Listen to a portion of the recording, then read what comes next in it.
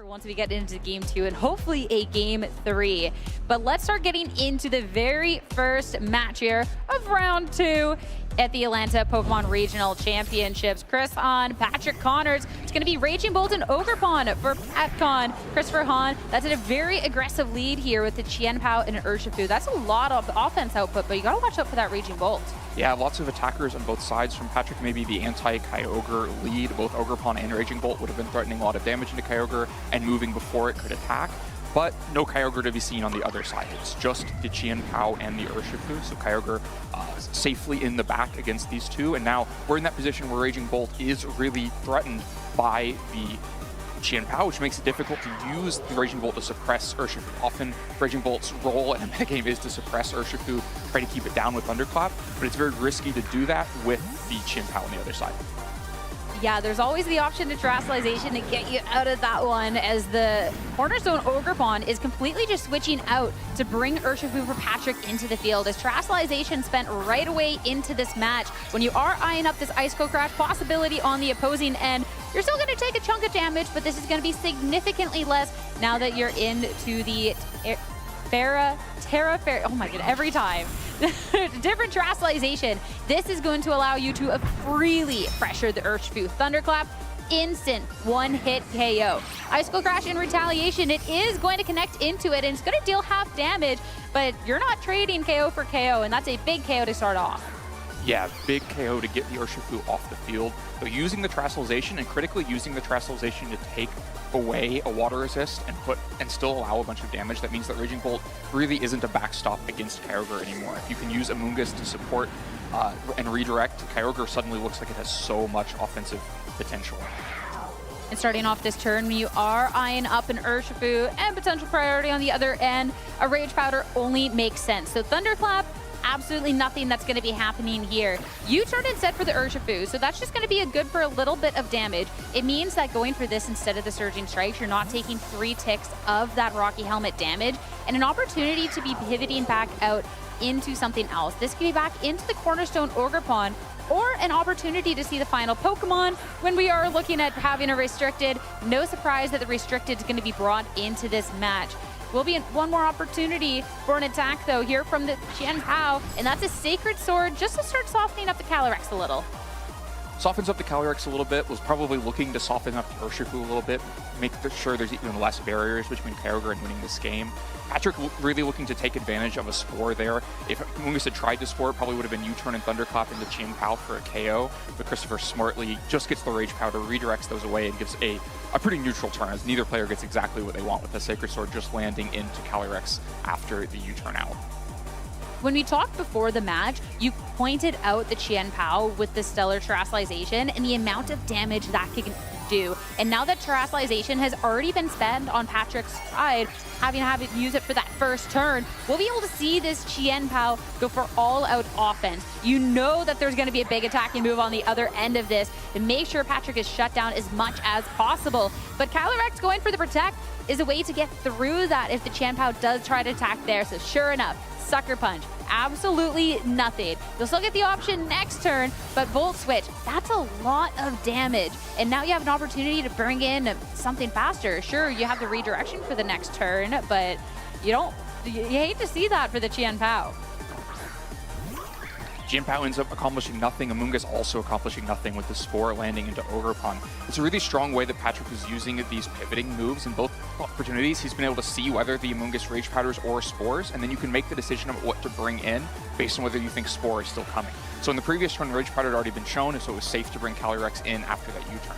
This time, we haven't seen an attack from Amoonguss. You have to imagine that means it's Spores. You can Volt Switch into the Ogerpon and just mitigate them.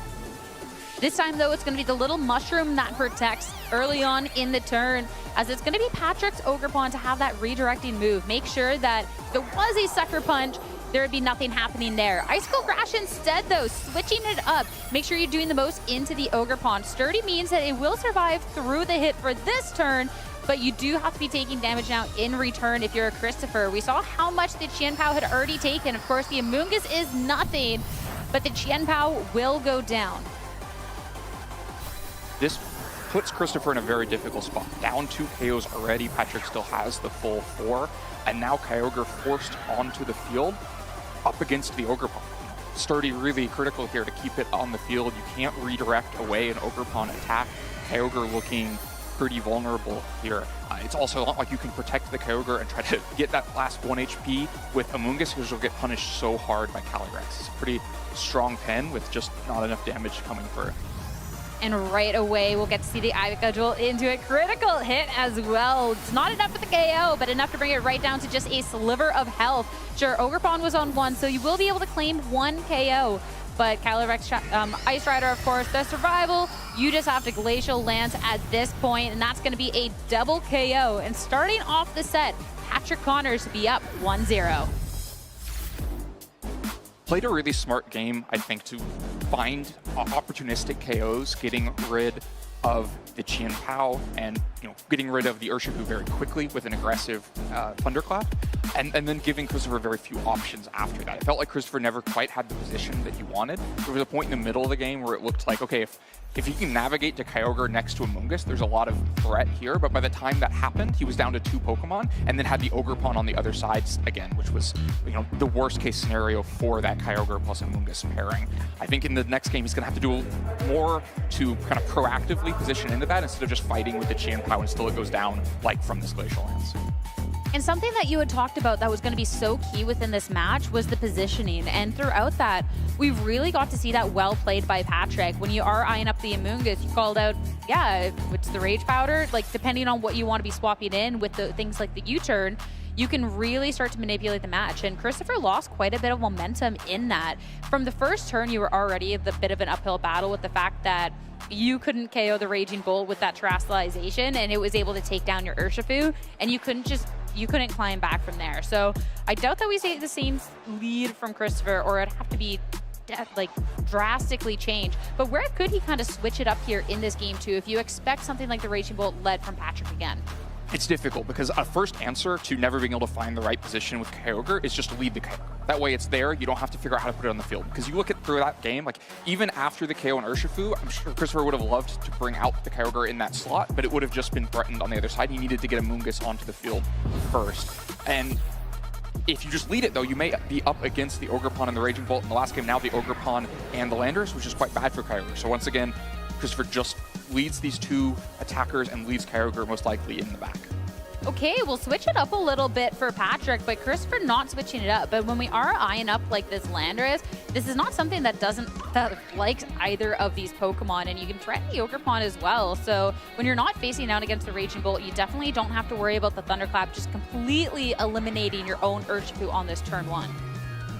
Right, don't have to watch out for a single swing back. The Urshifu is also pretty well positioned here to go out for a lot of damage against either of these Pokemon. The Landorus is very vulnerable unless it Terrestrializes or switches instead, preserving the Terrestrialization, and for now just bringing the Urshifu in. All right, and we got to see where the targeting was, so this is going to be an Urshifu that's taking a lot of damage here on the swap-in.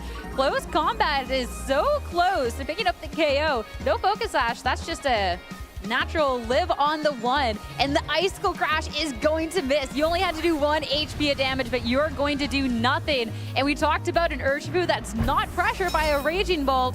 Well, looking at this Ogerpon on the other end, it's still going to be claiming the KO. So again, it's going to be Patrick momentum early on in the match. Right, Christopher had a big decision to make there, whether to double target into either slot. You saw him considering between the options. A double attack into Ogerpon would have been really strong, but instead it was into the other slot, trying to get rid of the Landorus, whether it Terrestrialized or not, but it wasn't a Terrestrialization, it was the switch, then you get the miss, and that just means one Urshifu goes down and the other stays around. And so far, we're seeing a kind of repeat of game 1. The Urshifu goes down quickly, that forces Amoonguss out onto the field, and hopefully the trading can go a little bit better for Christopher this time. We've gotten a lot of damage onto Urshifu instead of a lot of damage onto Raging Bolt. There also may be no Raging Bolt. There's only 1 unrevealed Pokemon left. You have to imagine it's the restricted Pokemon. That's kind of the usual play, but we'll find out soon. All right, Ogerpon just protecting on this first turn. And if that was into the Amoonguss instead, that could have been something that was just a self-KO, but instead, no redirection. Urshifu sticks around, and Qian Pao is brought down into its Focus Sash. Now Icicle Crash, it was all in on trying to get rid of this Ogre Pawn, and that might have cost you. At least at this point, though, you will get the Spore onto the Urshifu. So if you're not getting a KO, Spore means that you're at least stuck onto the field, and you can have another crack at this Ogre Pawn this turn. I think a really interesting turn. I think Christopher just didn't think Patrick would make that big read to just go out and attack with Urshifu, and Rage Powder to just pick up the KO on Urshifu was so easy. So maybe expected a switch into that slot instead, and with no grass type in the back, a switch would have been vulnerable to Spore. Instead, Patrick slips the close combat through, still ends up with a sleeping Urshifu for it, but gets a ton of valuable damage onto Qian Pao, and once again is very opportunistic about simplifying this game. Eventually, Kyogre is going to be forced onto the field the way this is going. That's going to be the first mandatory turn of sleep for the Urshifu. Icicle Crash finally going to find its mark, bring Ogerpon right down to Sturdy. So just living on 1 HP. Of course, with the speed tiering, it does have a chance to fire back first, but instead of eliminating this Qian Pao, targeting into this Amoonguss instead, brings it down to half, but Pollen Puff now will be enough to do that final little bit of HP. I think really valuable for Christopher to get rid of the Ogerpon. You can see prioritizing that against Urshifu. It's also valuable to leave the sleeping Urshifu on the field. You try to get the most out of that Spore after it was traded for the close combat. Ogerpon is obviously a big problem for Kyogre. We saw that with the Ivy Cudgel not even risking the Power Whip in Game 1, and so an important KO to take, but this game continues to be simplified. Now Qian Pao down to 1 HP, Amoonguss very low in health as well, meaning that Calyrex Glacial Lance is just threatening a double KO. Now, to try to prevent that previously, Christopher went for a Terra Stellar Sucker Punch into the Calyrex. Might not be surprised to see a repeat of that, but the longer that you go on in this position, the bigger chance that Urshifu wakes up. And then the Terastallization also hasn't been spent this game compared to the last game, so the Calyrex can just get out of the threat of Sucker Punch with that Terastallization. That's the key thing. When Patrick had to use the Terastallization, you knew that you were safe, at least in that era, to not necessarily to be able to pressure the Sucker Punch in. At this time, there's no Terastallization, but also no Protect, but Qian Pao targeting into the Urshifu instead. But now, this Calyrex gets this chance to attack. Of course, this is not the most damage into the Qian Pao, but when we saw it brought down to its Focus Sash, that's not going to matter at all. It's still going to be just 1 KO since the Amoonguss did Protect. You'll get that Chilling Nade boost, but at this point in the match, it's going to be both of these players down to 2 Pokemon apiece. Well, better for Christopher that by the time Kyogre hits the field, it's simplified to 2-2, not 2-4, but still I think a pretty difficult position. The Calyrex we know is going to move before the Amoonguss is threatening with the Glacial Lance. The Landorus will move before either of these Pokemon, on either the Kyogre or the Amoonguss, and that probably prevents Water Spout because you can take a Sandsteer Storm that would weaken the Water Spout. We saw the Origin Pulse damage in Game 1. It wasn't enough to pick up a one-hit KO onto the Calyrex, and so if things go in that straightforward of a way, you would just have missed KO by Kyogre and then Glacial Lance for 2 KOs back. Now, both players have Terastallization still available. The Kyogre could try to Terastallize out of the Sandsteer Storm by resisting with Grass, but that just makes you weak to Glacial Lance on the other side. It doesn't do anything to help your damage to stop that Glacial Lance coming in from Calyrex.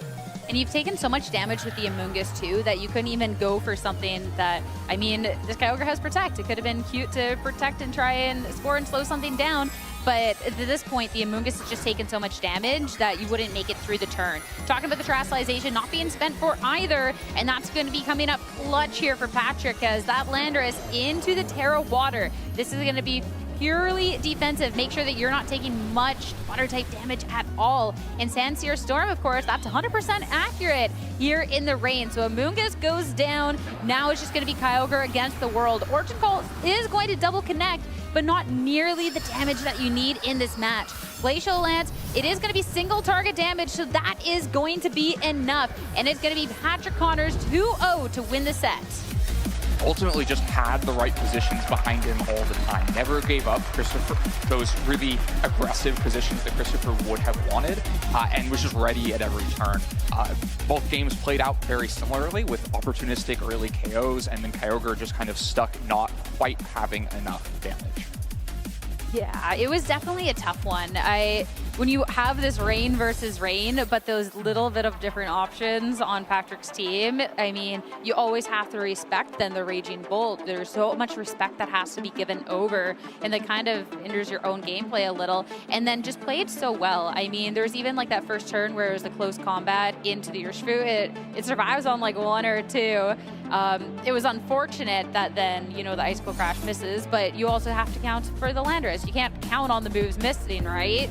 And even, you know, more crucial in that turn 1 is probably not targeting into Ogerpon. That turn 1 is just Ogerpon going down before it moves and Urshifu switching in for free, then Christopher's really in the driving seat of this game, but instead loses the Urshifu because the Ogerpon doesn't protect and then doesn't even get a KO back for it. And Patrick not afraid to just like make these moves either. Like there is the opportunity where, hey, yeah, I have 1 HP and there's an Amoonguss in front of me that can very well just Rage Powder, and I lose my Urshifu on the spot, and instead just go in for the damage into the Chien-Pao. You bring it down to Sash, and that's just so much pressure that you've exerted in this match.